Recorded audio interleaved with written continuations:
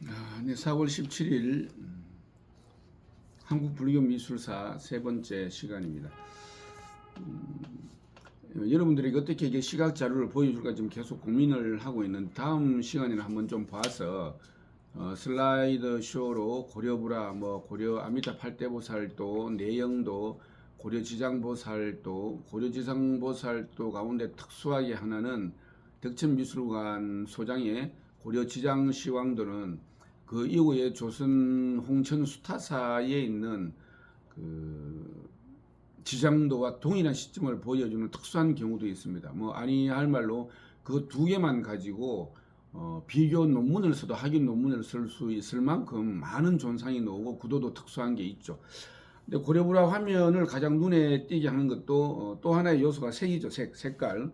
이 불화에서 색은 대상을 설명한다라고 하기보다는 대상이 곧 존상을 의미하기도 하죠. 예를 들면 붉은색이면은 아미타 부처님을 의미하고, 흰색이면은 비로자나 부처님을 상징하고, 그래서 우리가 백이관음이라고 할 때 백이라고 하는 것은 그냥 백색이다, 깨끗하다라고 하는 이런 의미가 아니라 오히려 힘을 의미하죠. 힘을 가진 무한잡이라고 볼 수 있겠죠.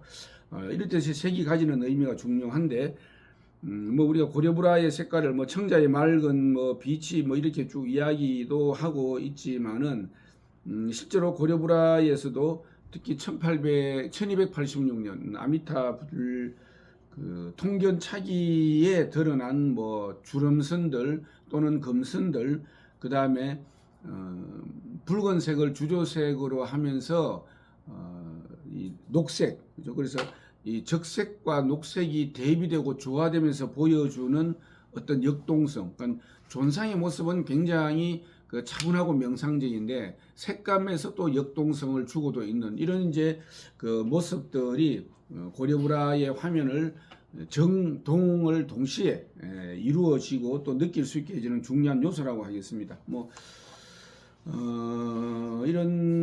근데 고려불화의 주조색은 붉은색과 녹색이라고 보시면 됩니다. 정녹색이 일단 기본적인, 우리가 일본 옥림원 소장의 아미타불도나 대부분 고려불화의 공통적으로 나타나는 보편적인 색은 불화의 화면이 대형이든 또는 작든지 간에 우리들에게 주는 시각적인 어떤 향연의 효과는 동일하다라고 이야기할 수 있겠습니다. 예를 들면 서복사에 있는 관경변상도, 관경변상도라고 하는 것은 관무량 수경 서품을 그린 것을 관경변상도라고 이렇게 이야기를 하는데, 관경변상도에 보면 전 화면에 정말 한치의 빈틈도 없이 선과 색채가 빈틈없이 붉은색이 주조를 이루고 간간히 녹색이 거기에 서여지면서 어떤 생동감을 또 주고 있고, 그러면서 중간 톤의 색감을 많이 쓰고 있어서 어떤 그 밝고 부드러운 색조, 이게 그림 전반에 흐르는 색감이어서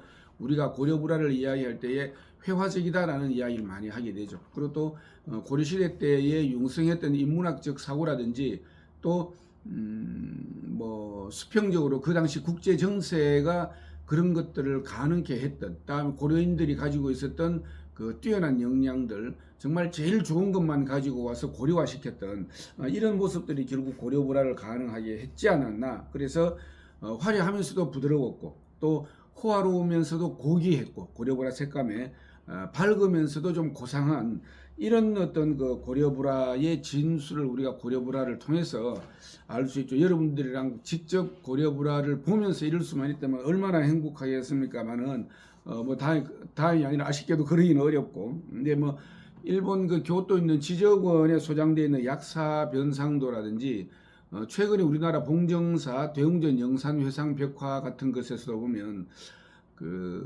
이런 아름다움들이 보이죠. 근데 이제 간혹 천년색으로 했을 경우에 수분과 같이 섞이면서 약간 아주 그냥 짙은 갈색이나 검은색으로 변색이 된 경우가 많죠. 이런 부분들을 우리가 주의 깊게 보면서 전에 한번 문화재청에서 고려불화에 변색됐거나 때로 여겨지는 부분들을 다 걷어내고 원래 남아있던 색을 아마 그냥 가상화면을 한번 복원한 게 있었는데, 지금 우리가 생각하고 있는 모습과는 다르게 전혀 밝고 아주 발랄하고 부드러운 중간 파스텔 톤으로 그려진 거에서 많은 분들이 또 어떤 감탄과 감흥을 자아내기도 했습니다.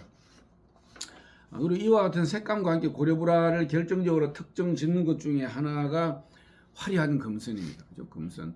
순금을 가지고 순금의 근분을 가지고 그렸기 때문에 아무리 세월에 오래 지나도 일단 변하지 않았고 때만 걷어내면 그렸을 때의 그 생생한 모습을 그대로 보여주는 이 금선등이 하나의 그 결정적인 특징이라고 또 이야기할 수 있겠습니다. 뭐 예를 들면 순금색의 옷주름, 뭐 이런 또 가사에 나오는 뭐 꽃무늬, 광배 테두리, 부처님이 앉아 계시는 대좌의 어떤 그 무늬들, 그 다음에 부처님이나 보살상에서 쓰고 있는 보관, 보관 장식 무늬까지 이 모든 화면이 어떻게 보면 다양한 색을 썼지만은 금선으로서 모든 걸 통합시켜주고 있는.